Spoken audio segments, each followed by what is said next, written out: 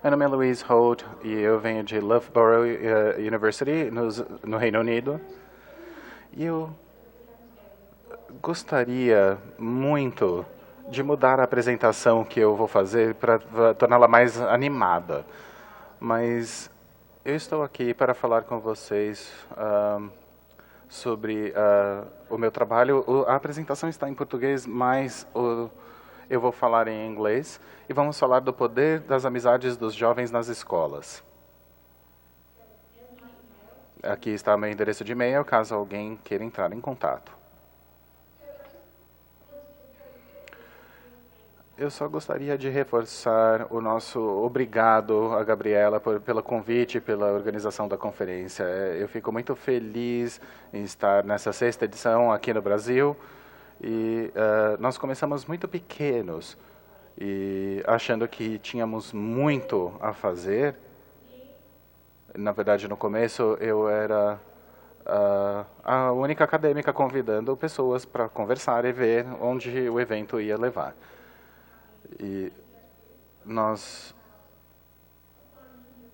estamos agora com um financiamento para o nosso grupo de trabalho e a minha universidade tem convidado grandes nomes da geografia. E, na verdade, era só um experimento e nós queríamos ver até onde ia. E agora que estamos aqui no Brasil, é muito realizador ver onde chegamos e trabalhar com todos vocês e ver todos os artigos que serão apresentados.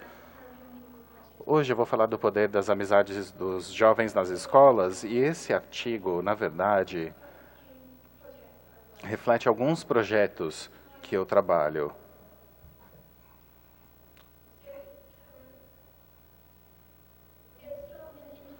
Eu gostaria de começar com uma introdução, pensando nos relacionamentos sociais dos jovens. Essas relações entre os jovens parecem ter muito poder em várias arenas, mais até do que a mídia, a política e a sociedade. Mas existe uma contradição nessa relação. E depois eu gostaria de falar sobre o poder das relações sociais de pares entre os jovens. E introduzir alguns conceitos que eu tenho utilizado que me ajudam a pensar nessas relações de poder entre os jovens. A ideia do capital emocional, reconhecimento, reciprocidade. E é claro que, como nem todos falam em inglês, temos o capital cultural, que tem que ser transposto à realidade que estamos falando aqui no Brasil. Muitos desses achados são baseados na minha pesquisa empírica e a partir da pesquisa que eu fiz das relações entre os jovens. Existem identidades hierárquicas que são produzidas dessas relações sociais e de poder. Existe também uma relação com a incapacidade. Essa palavra, na verdade, deficiência. Na verdade, foi isso que o Google traduziu. Eu achei que não soava muito correto, na verdade. Deficiência em vez de incapacidade seria melhor. E também temos que abordar a pobreza e a questão das classes e as questões raciais e étnicas. Depois falaremos sobre a intersecção dessas diferenças e dos tipos diferentes de capital. Capital social e capital cultural. Finalizando com geografias de imersão e levando-nos à conclusão da minha apresentação. Nesse artigo, eu gostaria de fazer uma crítica do futuro das crianças e jovens. Eu gostaria de enfatizar a importância das geografias das crianças e jovens, porque isso tem aumentado cada vez mais em escopo, em campo e juntando vários acadêmicos que pensam de maneira muito diferente, que seguem disciplinas diferentes em termos de educação. Mas, às vezes, principalmente quando se trata de geografia, as coisas têm mudado rapidamente e ao mesmo tempo, as crianças oferecem vários insights importantes sobre o futuro da nossa sociedade. Portanto, eu gostaria de pensar sobre como as crianças são o futuro. Temos que fazer um exercício estratégico em mostrar para eles os possíveis caminhos e as pesquisas que nós temos feito nessa disciplina da geografia para crianças. Eu estou me concentrando na educação e minha pesquisa se foca no espaço escolar e, apesar das tentativas de promover a mobilidade social, a inclusão social, a redução da pobreza e o acesso à educação, a desigualdade persiste. E isso acontece em muitos países ao redor do mundo. É uma questão também no Reino Unido, onde a educação e a desigualdade parecem estar diminuindo. E eu entendo que o contexto brasileiro é muito diferente, e eu tenho certeza que os colegas brasileiros vão me falar sobre a realidade aqui e como ela é diferente aqui. E apesar de anos e tentativas e esforços para transformar isso, o cenário é muito diferente. No Reino Unido, nós temos um dos países mais desiguais do ponto de vista da educação no mundo. Mas é um país também mais progressista no ponto de vista da educação. E as desigualdades na educação também estão relacionadas ao acesso ao poder, ao contexto, à pobreza, à classe. Os termos estão corretos em português? Sim. Temos as questões de raça, etnia, deficiência, habilidade.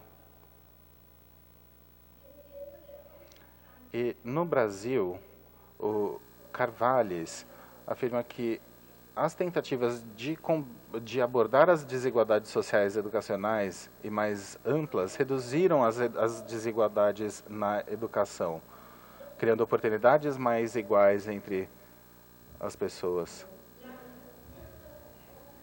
Preciso falar um pouco mais alto? Vocês conseguem me ouvir melhor agora? Sim. Era só me falar.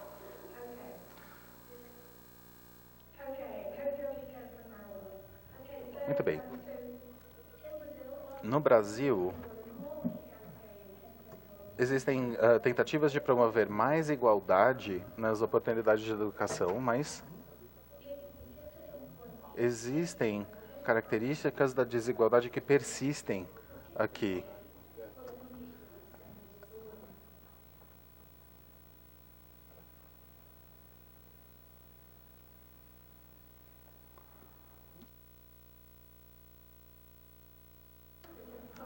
Há muitos fatores que exploram as desigualdades educacionais, incluindo fatores familiares, macropolíticos e políticos, a organização escolar e assim por diante. Mas a pesquisa é limitada sobre o papel da sociabilidade dos jovens na maioria dos contextos sobre as desigualdades educacionais.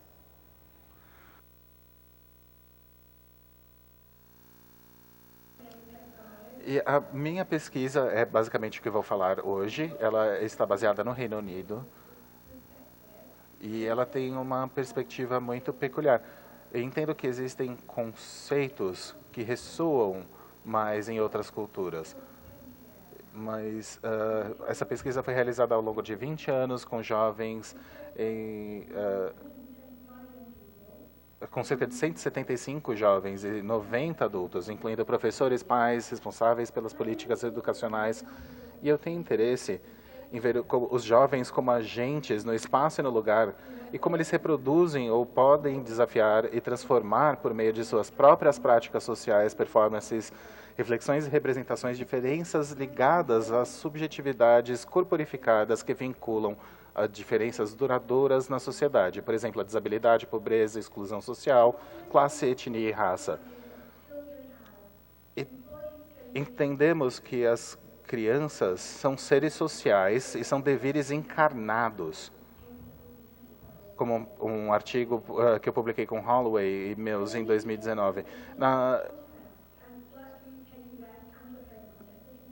E nos conceitos dos países de língua inglesa, falamos sobre as geografias de encontro, as geografias de imersão. O tempo, espaço e histórias compartilhadas, ou seja, como colocar junto essas pessoas. E essa geografia de imersão tem a ver com o tempo e espaço e como as pessoas compartilham suas histórias, oferecendo potencial para transformar essas jornadas.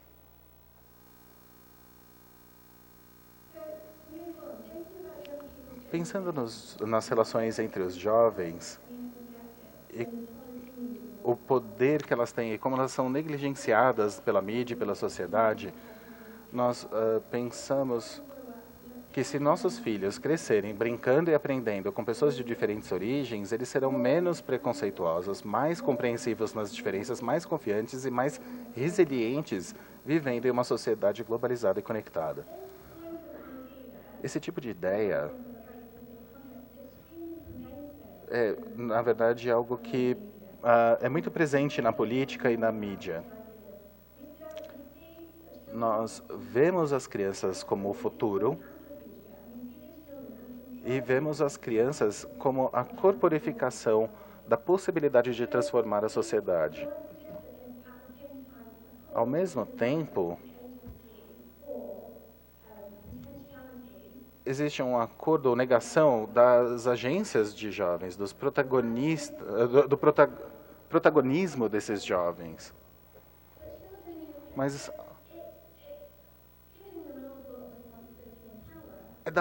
isso, na verdade, é dar muito poder e muita responsabilidade para eles, sem orientá-los sobre como canalizar isso.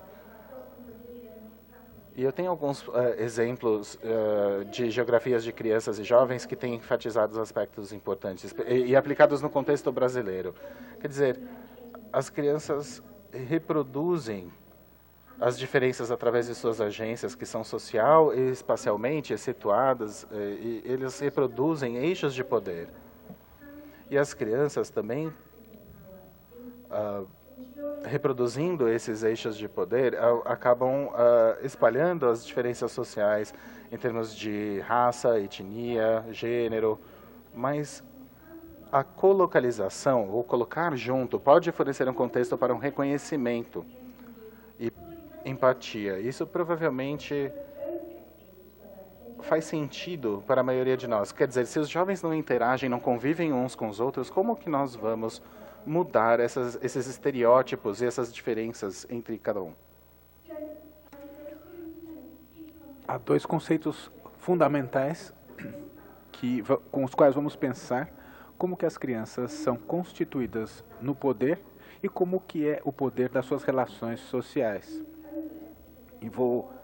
Existem mais detalhes, se quiserem ler o meu artigo.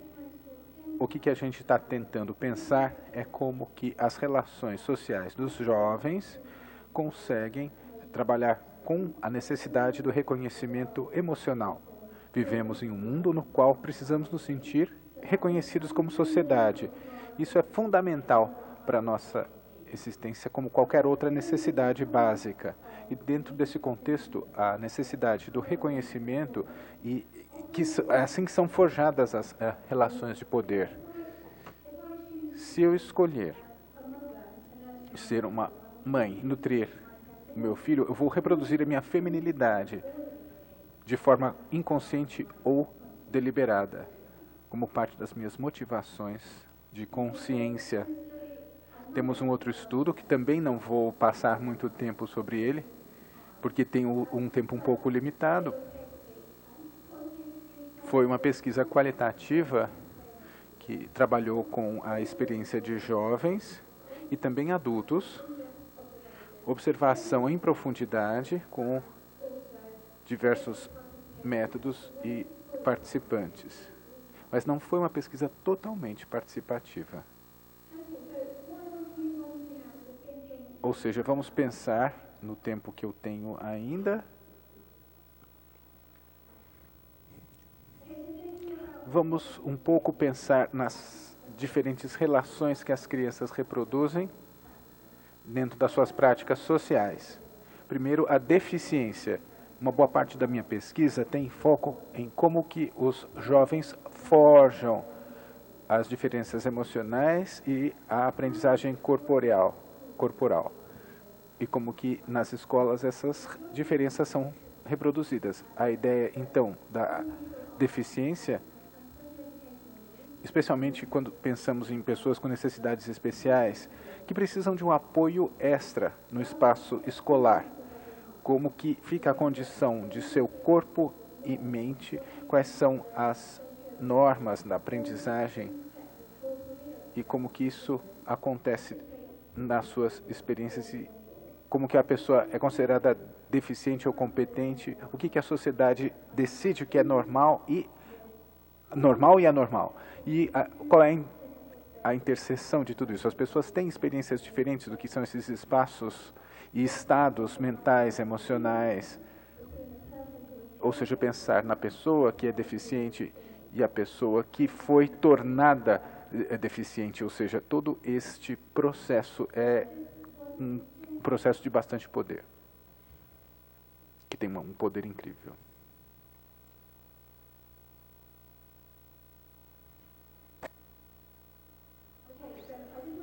Gostaria então de pensar em como que algumas das crianças estabelecem relações, não de forma deliberada, mas subconscientemente acabam marginalizando e excluindo outros. Temos exemplos aqui de crianças que têm deficiência nas escolas e como que se criaram situações problemáticas, com amizades também problemáticas.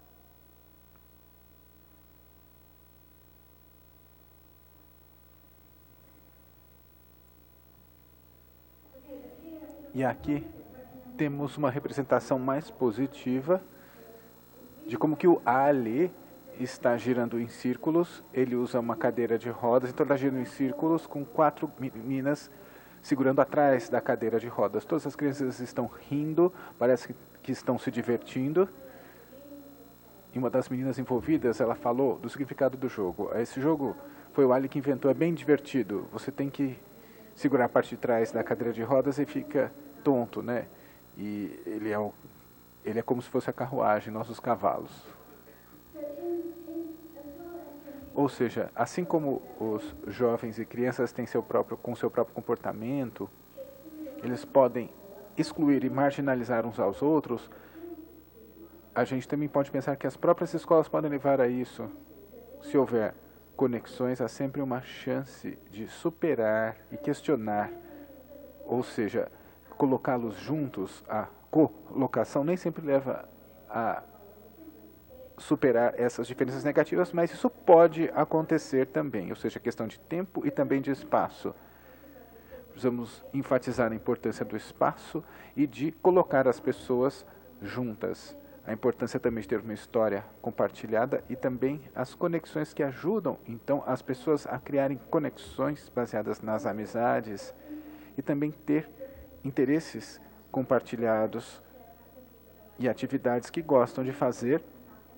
E também a questão da empatia, ou seja, ver alguém que gostamos não tem necessariamente que você seja a mesma coisa, seja o mesmo que eu ou diferente de mim. Temos mais exemplos relacionados também à pobreza, que acho que talvez sejam bastante interessantes no contexto do Reino Unido, questões de raça e etnia também. Mas vou ir mais rápido nessa parte por uma questão de tempo. Há 3 coisas que eu gostaria de enfatizar do meu estudo. Se a gente pensa nos capitais, nos espaços escolares, o capital social e cultural, e todos os lugares onde foi realizada a pesquisa, as crianças tinham mais amigos ou tendem a ter uma visão mais positiva da escola quando tem mais amizades. Mas também ocorreu o contrário.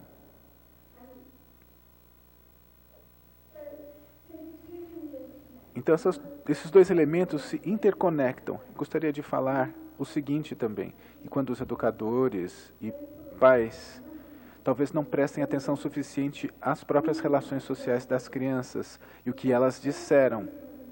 Há uma série de coisas que podem ser consideradas quando tentam negociar as diferentes habilidades, por exemplo.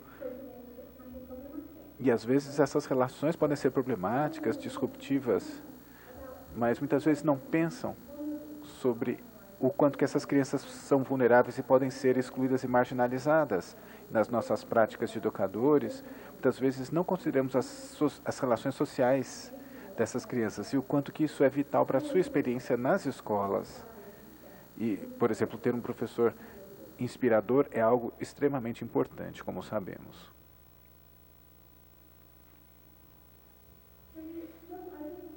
A ideia das geografias da imersão são baseados nas ideias da imersão social, enfatizando a importância de encontros duradouros e repetidos para produzir histórias compartilhadas que permitem às crianças, então, a superar as diferenças de classe, raça, etnia, deficiência e outros aspectos da identidade. O exemplo que eu escolhi foi do Ali, mas podem haver outros. E muitas coisas que as crianças fazem também quando estão isoladas, ou seja, sempre considerando o contexto social das escolas. Há dois tipos de escolas segregadas. Primeiro, aquelas escolas especiais segregadas, ou seja, os jovens que têm deficiência ou necessidades especiais são separados dos outros para que eles possam aprender de uma forma que esteja adequada, entre aspas, a eles. Mas também há espaços segregados em áreas com bastante pobreza, e também é uma conexão entre esses dois tipos de segregação. E também um outro tipo de espaço segregado no meu estudo, e gostaria de falar que outros colegas também trabalharam com isso, claro, mas a gente também viu as escolas segregadas de crianças e jovens com muitas habilidades, com alto QI.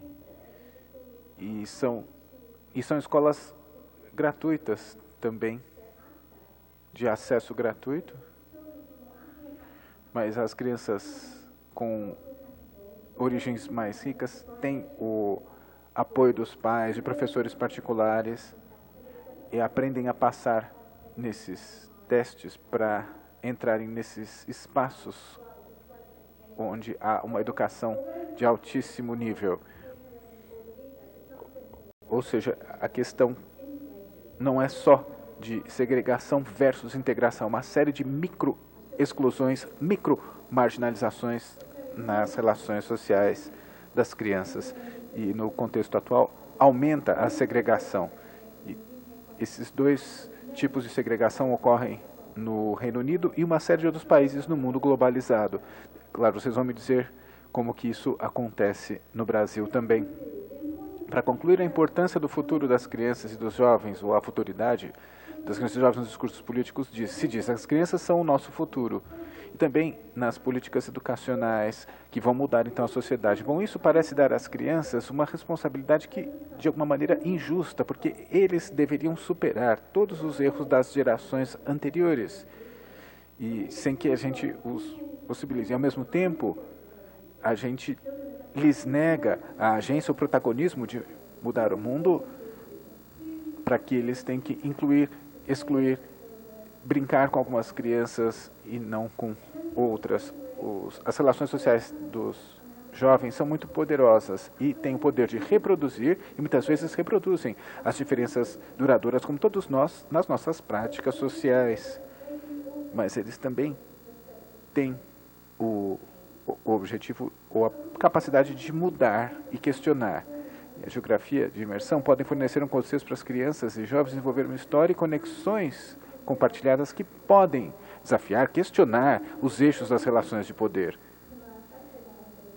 Isso tem a ver com a imersão e conexão. É muito difícil ver como que tudo isso pode ser superado. Pode-se mudar, claro, na sociedade do futuro. O espaço é importante, mas o tempo também é importante. Quando a gente vê que essas conexões são duradouras e contínuas, e não apenas fugazes, fragmentadas ou precárias. E isso ligado a processos sociais mais amplos, em uma série de escalas interconectadas. A gente vê discursos de negativismo na mídia. É muito esperar que as crianças sozinhas transformem tudo. existe uma tendência de aumentar a segregação, pelo menos no Reino Unido, mas também em outros lugares no mundo globalizado.